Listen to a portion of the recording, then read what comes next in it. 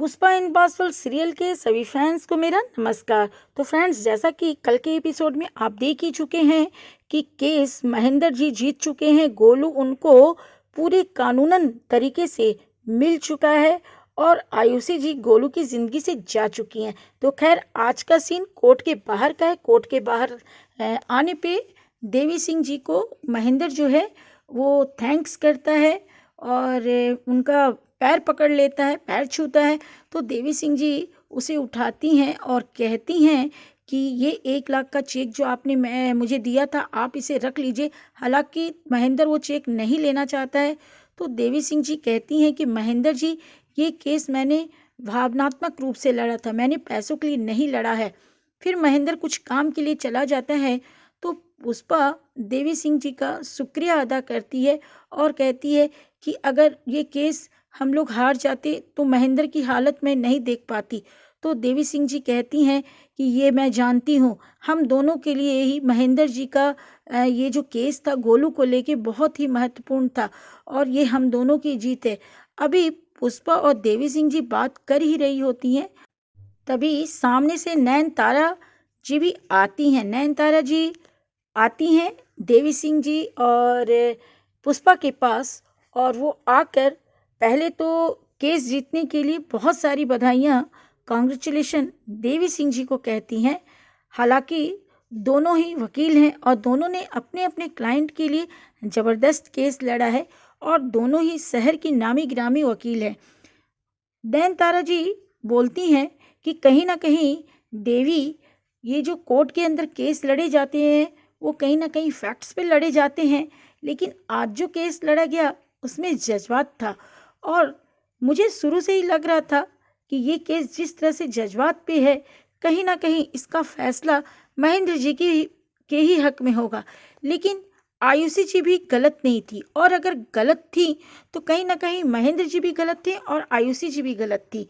पर दोनों ने जो गलती गोलू को लेके किया उसे कहीं ना कहीं सही रूप में जज साहब ने अपना फैसला देकर सही कर दिया।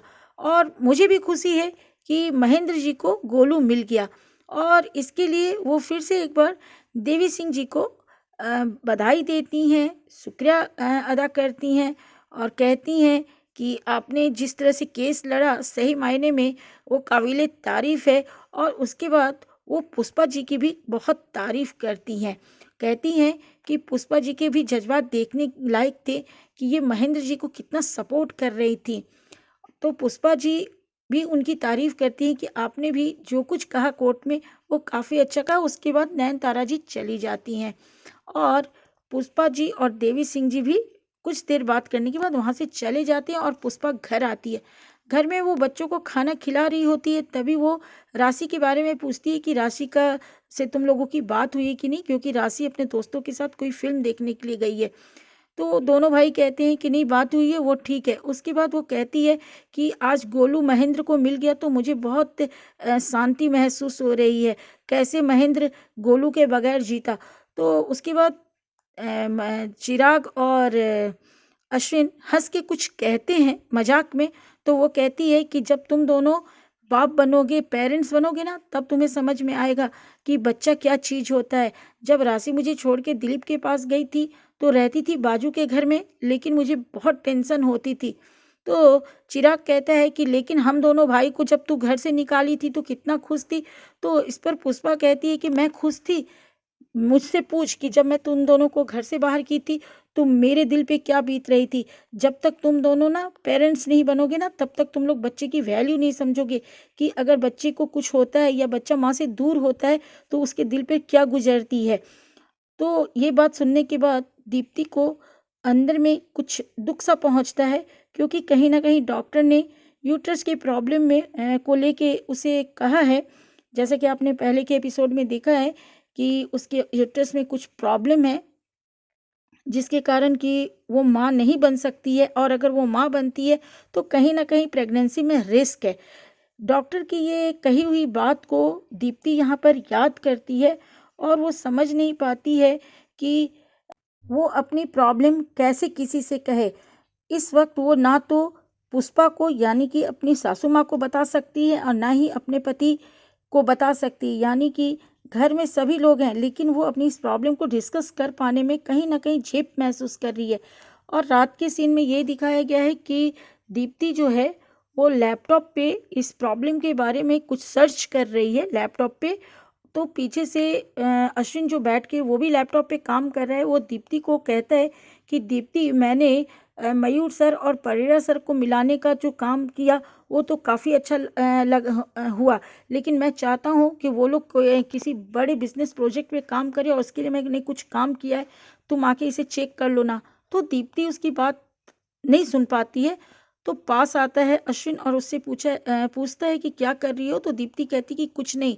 तो उस पे वो बोलता है कि मैंने दोनों सर को जो मिलाया है इससे कहीं ना कहीं मेरा एम्बिशन और स्ट्रांग हुआ है।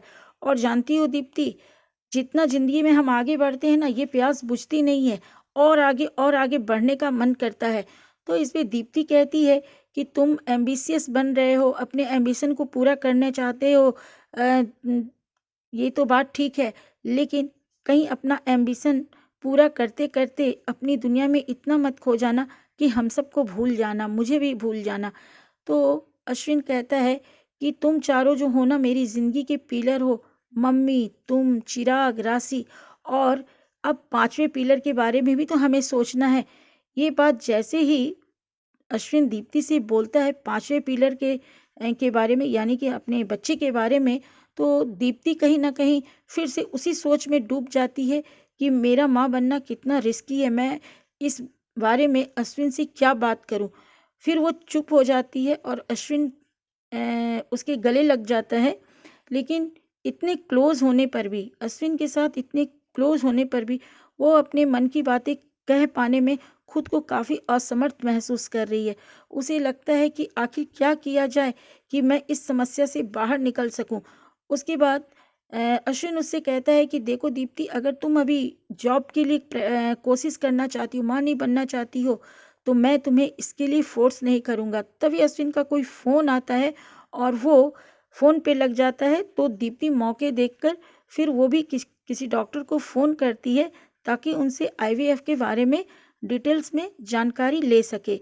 डॉक्टर को फ़ोन लगाती है, डॉक्टर उसे आने का टाइम देती हैं कि कल आप इस समय आकर मुझसे मिल सकती है। अब आगे के सीन में चंद्रिका बहन जो है वो जुगल से बात कर रही हैं, जुगल को बताती हैं कि किस तरह से कॉन्ट्रैक्ट के पेपर पे वीरेंद्र सेतलवार ने साइन करवा लिया है, और अगर वो नौकरी छोड़ती हैं तो किस तरह से कोई भी अगर वहाँ पे वर्कशॉप में नौकरी छोड़ता है तो उसे 10 लाख रुपया दे के ही वो नौकरी छोड़ सकता है। इस तरह के कॉन्ट्रैक्ट पे वीरेंद्र ने साइन करवा लिया है।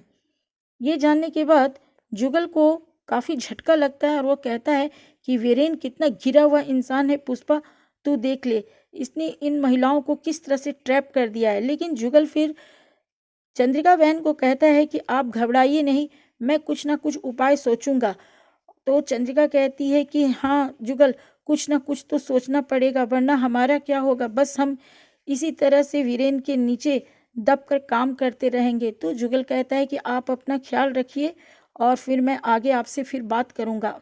ये सारी बातें वो पुष्पा को बताता है और पुष्पा कहती है कि ये वीरेन तो हमें कभी उठने ही नहीं देगा, हमेशा कोई ना कोई नई चाल वो कब चल जाता है कुछ नहीं पता चलता है। तो जुगल कहता है कि वो चाल पर चाल चलता रहेगा तो हम भी कोई हाथ पे हाथ देख के बैठे तो नहीं रह सकते हैं ना। वहाँ उसके वर्कशॉप में इतनी सारी कामगार महिलाएं हैं, अगर हमें उनको अपने साथ जोड़ना है तो फिर इस मुहिम को इस तरह से हम छोड़ नहीं सकते हैं कि वीरेन हम पर अपने चाल आजमा रहा है।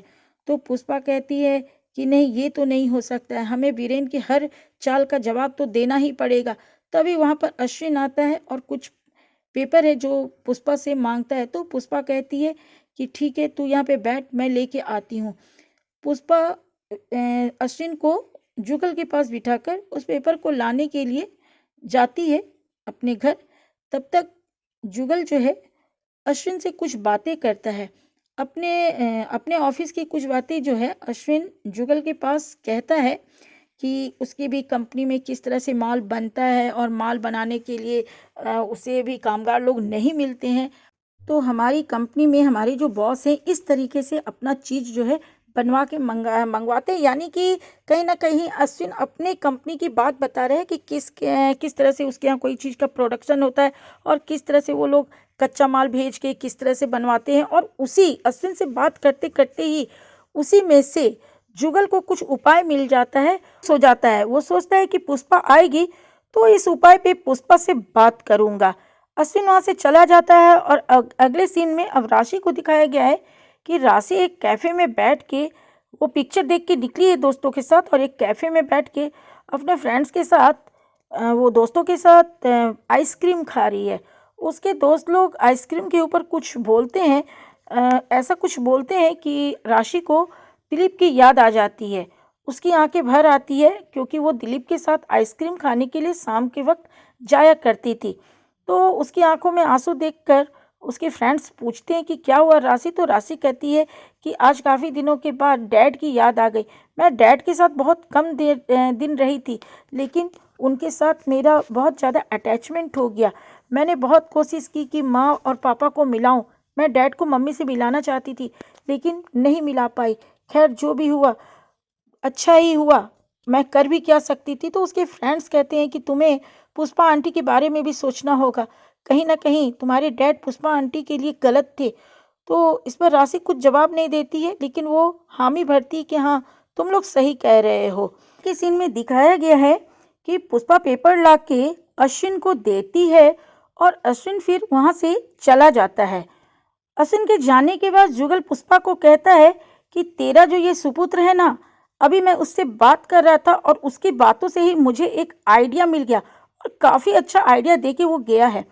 तो पुष्पा बोलती है कि आइडिया क्या है। तो वो बोलता है कि जुगल बोलता है पुष्पा से कि आइडिया ये है पुष्पा कि कोई ज़रूरी तो नहीं है कि रानकी से या बावरी से हम कामगार यहाँ मंगाएं और वो लोग यहाँ पर मुंबई में आके हमारे साथ काम करें। हम यहाँ से अगर उन्हें कच्चा माल भेज दें तो वो वीरेन के वर्कशॉप में काम करते हुए अपने ऑफ टाइम में हमारे लिए भी माल बना सकती हैं। तो पुष्पा कहती कि हाँ, ये तो बहुत ही अच्छा आइडिया है। कहता है कि अगर तुझे भी ये आइडिया पसंद आया है तो मैं जल्दी ही इस बारे में चंद्रिका बहन से बात करूंगा और कच्चे माल का प्रबंध करके जो लोग हमारे साथ काम करना चाहेंगे वहाँ पर ऑफ टाइम में उन्हें जोड़ूंगा। अब इधर फिर से पुष्पा के घर का सीन चल रहा है। दीप्ति के साथ कुछ पुष्पा काम कर रही है, तभी चिराग जो है मोबाइल पे वो न्यूज़ दिखाता है, यानी कि बापोद्रा वाला जो दुष्यंत कांड हुआ था। दुष्यंत को बापोद्रा ने सजा दिलवाया था अपने कॉरपोरेटर के लालच को छोड़ के, और न्यूज स्पॉट में जो आर्टिकल लिखा था चिराग ने उसके लिए, वो आर्टिकल छपा है और उसका जो न्यूज़ है वो मोबाइल पे आ रहा है। तो पुष्पा कहती है कि ये तो बड़ा अच्छा है, तूने बहुत ही अच्छा न्यूज़ छापा है, तू पक्का प्रार्थना को जीत लेगा। अगर तूने बापोद्रा का दिल जीत लिया तो प्रार्थना तुझे मिल जाएगी। फिर सब कस के हंसते हैं। और अब इधर बापोद्रा के घर का सीन दिखाया गया है। बापोद्रा को भी मोबाइल पे वो न्यूज़ आया है और उस न्यूज़ को पढ़ के बापोद्रा काफ़ी खुश है, और अपने पापा को खुश देखकर प्रार्थना भी काफ़ी खुश है। बापोद्रा को इतना खुश देखकर सुशीला कहती है कि जिसने ये न्यूज़ छापा है वो चिराग है, और न्यूज़ जिसने छापा है चिराग ने, उसकी भी थोड़ी तारीफ कर लिया करो। तो इसमें बापोद्रा कहता है कि उसने क्या किया, अरे मैंने अच्छा काम किया था, बस उसने छाप दिया। तो बापोद्रा को मतलब कि इच्छा नहीं है कि वो चिराग की तारीफ करे, लेकिन सुशीला और प्रार्थना चाहते हैं कि चिराग ने पापा के लिए इतना अच्छा न्यूज़ छापा है तो कुछ तारीफ मिले। लेकिन बापोद्रा बस अपनी तारीफ करता रह जाता है, उसकी तारीफ नहीं करता है। और साथ में प्रार्थना के मन में ये भरने की कोशिश करता है कि चिराग के लिए तो रिद्धि ठीक है, और रिद्धि ने ही चिराग को अभी ठीक करना शुरू हुआ है, तो उसमें थोड़ी सा सुधार दिखाई दे रहा है। यानी कि प्रार्थना के दिल में ये बात बैठ जाती है कि पापा ठीक कह रहे हैं, रिद्धि की वजह से ही चिराग में सुधार आ रहा है। अब वो इधर इस बात को दिमाग में उसके आ जाता है, शक आ जाता है, और वो इधर चिराग के पास आती है। चिराग से बात बात में कहती है कि तुम्हें मालूम है कि कल क्या है। पहले तो वो रिद्धि के बारे में कहती है कि उससे दूरी बना के रखना, और उसके बाद वो पूछती है चिराग से कि कल क्या है। अब डर के मारे चिराग को याद तो नहीं आ रहा है कि कल किस चीज़ का सेलिब्रेशन वो करना चाहती है, लेकिन वो कहता है कि हाँ हाँ मुझे याद है कि कल क्या है। तो प्रार्थना कहती है कि कल हम कल के दिन को हम सेलिब्रेट करेंगे। अब प्रार्थना ये बात कह के चिराग को कि कल का दिन तू अच्छा से सेलिब्रेट करेगा मेरे साथ, चली तो जाती है वहाँ से, लेकिन सही मायने में चिराग को मालूम नहीं है कि कल कौन सा खास दिन है। और उसके लिए वो मुन्ना से पूछता है कि मुन्ना बता कि कल कौन सा खास दिन है। अरे मैंने प्रार्थना को डर के मारे नहीं कहा, लेकिन अब मुझे तो याद ही नहीं आ रहा है कि कल कौन सा खास दिन है। अब पता नहीं कल प्रार्थना क्या करने वाली है सेलिब्रेशन में। तो मुन्ना कहता है कि ये तेरा काम है, मैं क्यों याद रखूं कि कल क्या है। प्रार्थना तेरी खास है तो तू याद रख। तो इसके बाद दोनों दोस्तों में भी हल्की सी नोकझोंक होती है और उसके बाद बेचारा चिराग याद करने में लग गया है कि कल कौन सा खास दिन है। अब अगले सीन में जुगल को दिखाया जा रहा है कि वो फ़ोन लगाता है चंद्रिका बहन को और चंद्रिका बहन को अपना प्लान बताता है कि अब आप लोग को यहाँ मुंबई आकर काम करने की ज़रूरत नहीं है, मैं यहाँ से कच्चा माल भेज दिया करूँगा और आप लोग वीरेंद्र सतलवाड़ के वर्कशॉप में काम करते हुए शाम के समय, रात के समय, ऑफ टाइम जब भी रहे आप लोग हमारे लिए भी माल बना सकती हैं और उस माल के बदले में हम आपको अच्छा से पैसा देंगे, आपको कहीं पे भी नुकसान नहीं होने देंगे।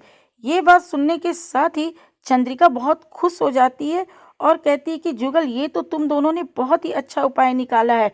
लेकिन जुगल कहता है कि पहले आप देखिए कि हमारे इस मुहिम के साथ कौन कौन जुड़ना चाहती हैं, कौन कौन वहाँ पे हैं जो कि हमारे साथ इसमें काम करना चाहेंगी अपने साइड से।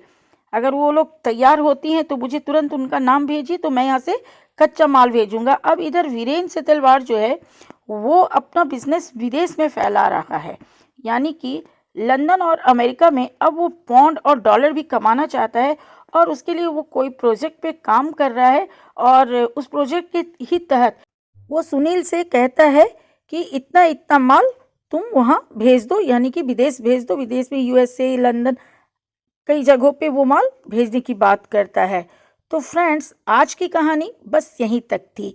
अब कल के एपिसोड में दिखाया जाएगा कि सोनल और मनीष जी को फाइल हाथ लगती है, दीप्ति की मेडिकल फाइल, जिससे कि इनको पता चलता है कि दीप्ति को यूट्रस में किस किस्म का प्रॉब्लम है और अगर वो प्रेग्नेंट होती है तो बहुत ज़्यादा रिस्क है। ये सारी बातें मनीष और सोनल जी को पता चलता है और दीप्ति भी उन्हें बताती है और यहीं पे पुष्पा आती है किसी काम से, तो पुष्पा को भी यहीं पे पता चलता है और ये जानकर काफ़ी दुख होता है कि दीप्ति इतनी बड़ी बात को किसी के साथ भी शेयर नहीं की है। तो फ्रेंड्स अब कल की स्टोरी हम लोग कल देखेंगे। आज के लिए बस इतना ही। Bye bye friends.